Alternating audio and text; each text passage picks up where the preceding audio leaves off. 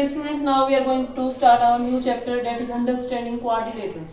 Understanding means समझना, quadrilaters means ऐसा polygon जिसकी 4 sides हो, ठीक है. तो we have to understand quadrilaters. Clear है?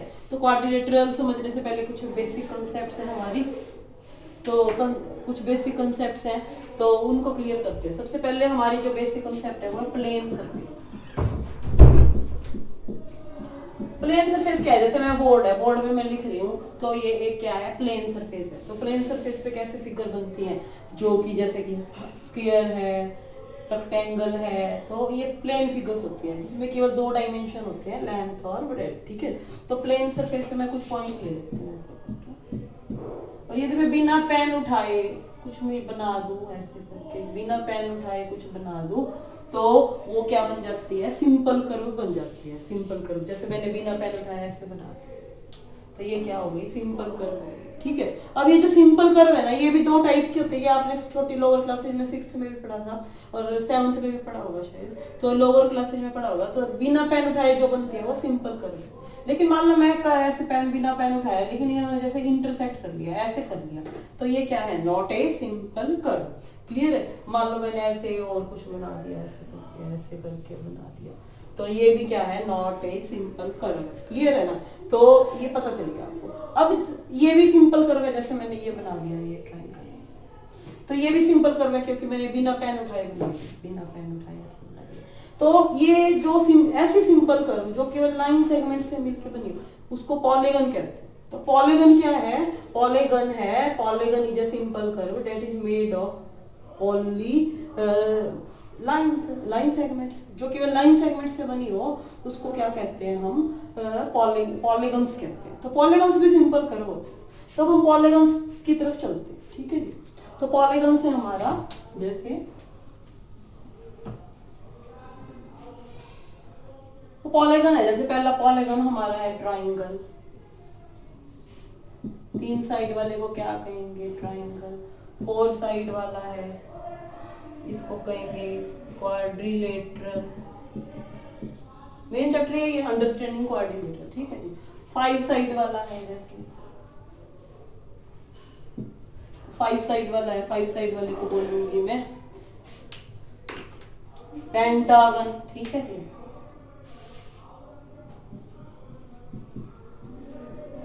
6 साइड वाला है,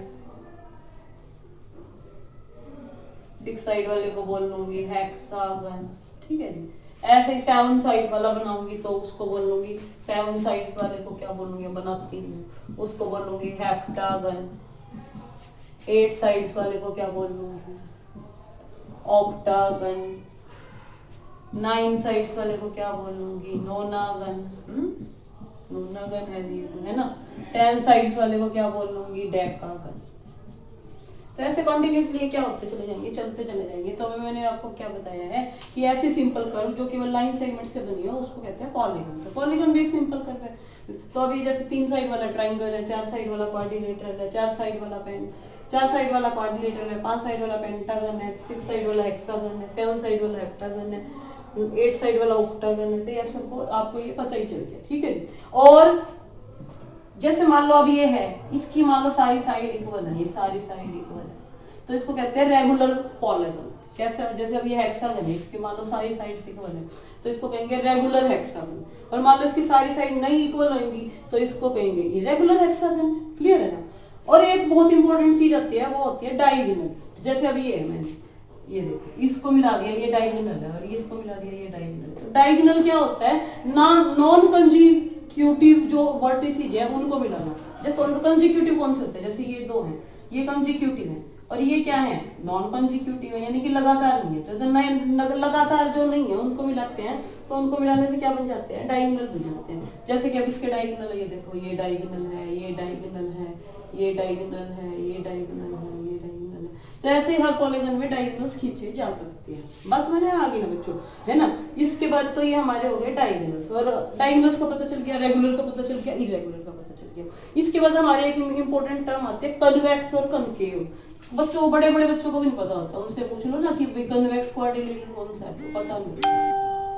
ये कन्वेक्स पॉलीगन.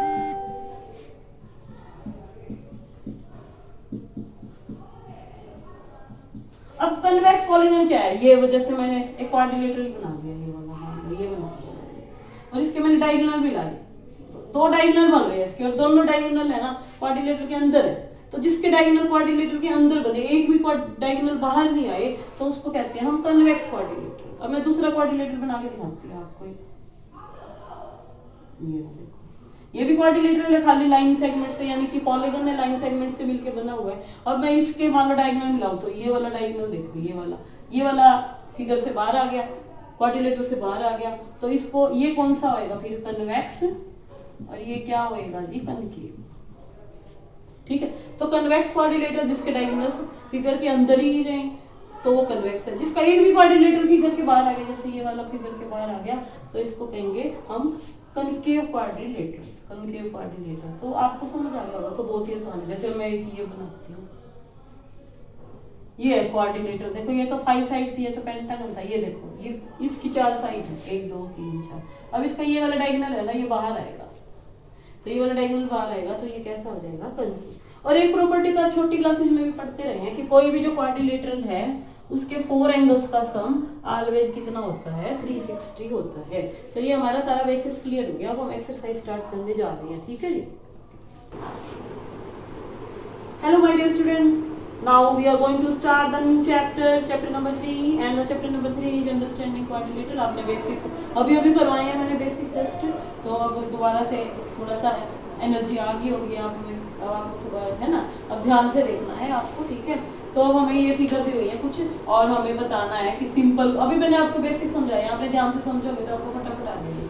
सिंपल कर्व कौन सी है, सिंपल क्लोज कर्व कौन सी है, पॉलीगन कौन सा है, कन्वेक्स पॉलीगन कौन सा है, कनकेव पॉलीगन कौन सा है, ये बताना है। तो अभी मैंने बताया जो बिना पेन उठाए बन जाए ना, वो सिंपल कर्व होती है। तो बिना पेन उठाए कौन सा बन सकता है? ये वाला। तो अब मैं एक ही आंसर देने जा रही हूँ, एक ही आंसर है सिंपल कर्व।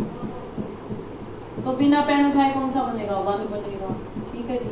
बिना पेन उठाए सेकंड बनेगा, है ना। बिना पेन उठाए ये नहीं बनेगा। मैं ये बनाऊंगी तो अंदर वाला बनाऊंगी, तो ये बिना पेन उठाए ये बनेगा। अब ये मैं बिना पेन उठाए तो बना सकती हूँ, लेकिन ये काट रहा है, एक दूसरे को इंटरसेक्टिंग कर रहा है, तो ये नहीं है मेरी सिंपल कर्व, इसको छोड़ देती हूँ। ये बिना पेन उठाए बन देगी, ठीक है। और ये काट नहीं रहा है, तो 5 है। ये भी बिना पेन उठाए बन रहा है, तो ये 6। ये भी बिना पेन उठाए बन रहा है, तो ये हो गया 7। तो ये हो गया हमारे पहले ए पार्ट के आंसर। अब बी पार्ट के आंसर, बी पार्ट के आंसर है सिंपल क्लोज्ड कर्व। अब जो बंद है ये सारी बंद है, देखो ये भी क्लोज हो रही है, तो 1, ये भी क्लोज हो रहा है, 2, सेम आंसर हो गए। देखो ये 5 वाला भी क्लोज है हमारा कर्व, 6 वाला भी क्लोज कर रहा है, 7 वाला भी क्लोज कर रहा है। तो फर्स्ट और सेकंड के तो सिर्फ बी और ए, बी और बी के तो सेम ही आंसर होगी। अब सी पे चलते हैं। सी है जी पॉलीगन्स। अब पॉलीगन्स आपको पता है, पॉलीगन्स क्या होते हैं बच्चे? पॉलीगन होते हैं जो कि लाइन सेगमेंट से मिलके बने हुए हो। अब इनमें देखो लाइन सेगमेंट से सिंपल कर्व भी और लाइन सेगमेंट से मिलके बने हो, तो वो कौन सा है? फर्स्ट,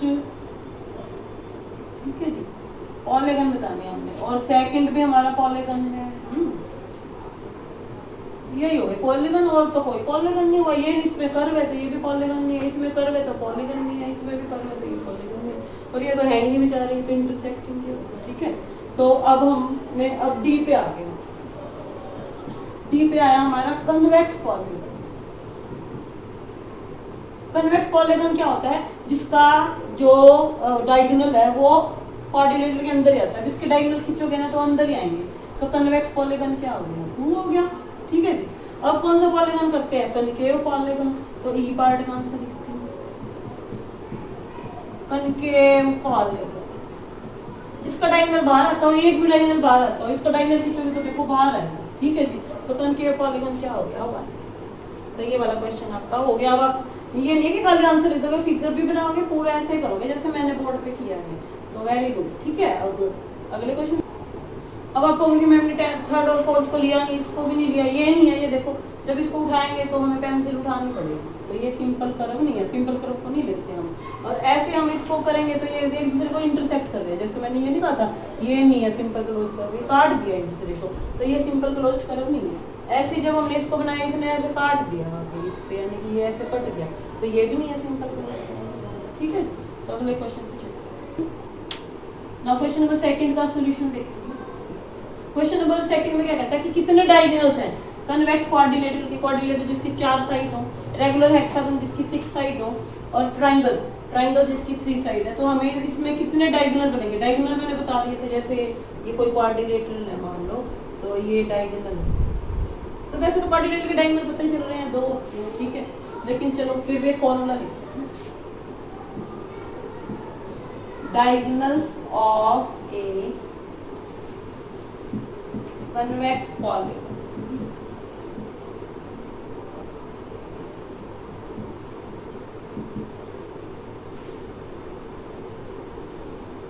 तो diagonals of a convex polygon का फॉर्मूला आता है बच्चों n-3/, ये फॉर्मूला आता है। किसी का भी निकालना, किसी भी कन्वेक्स पॉलीगन का निकालना। अब इन्होंने कन्वेक्स पॉलीगन का बोलना है ना, तो अब ए पार्ट निकालो।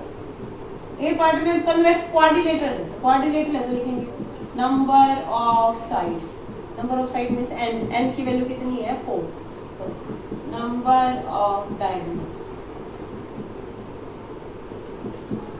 तो डायगोनल्स 4 है, फॉर्मूला लिखा n-3 अपॉन, n की वैल्यू रख दी 4, फिर n नजर आ गया 4 -3, बीच में मल्टीप्लाई है अपॉन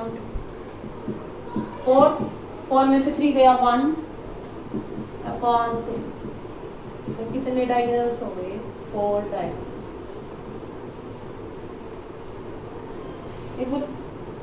4 डायगोनल्स। रिज्यूम।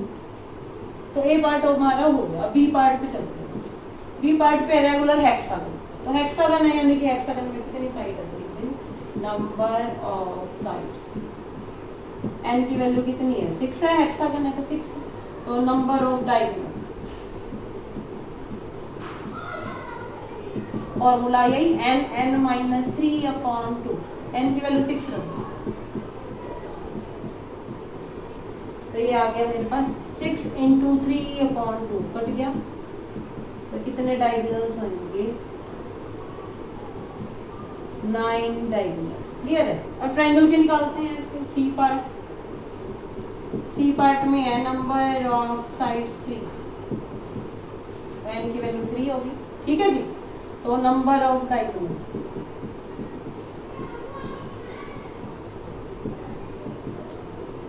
डायगोनल्स का फॉर्मूला आप खींच के भी देख सकते हो, आप डायगोनल ड्रा करके देख लो, ठीक है, फॉर्मूले से थोड़ी आसानी रह जाती है। तो n की वैल्यू है 3, 3 मल्टीप्लाई 3 - 3 अपॉन 2, 3 × 0 अपॉन 2, तो 0, 0 का मतलब है नो डायगोनल्स, नहीं नजर आ रहा है? तो भाई 3, तो 3 में से 3 गया 0 अपॉन 2, तो ये आ गया 0 डायगोनल्स, तो हो गया। तो बाय स्टूडेंट।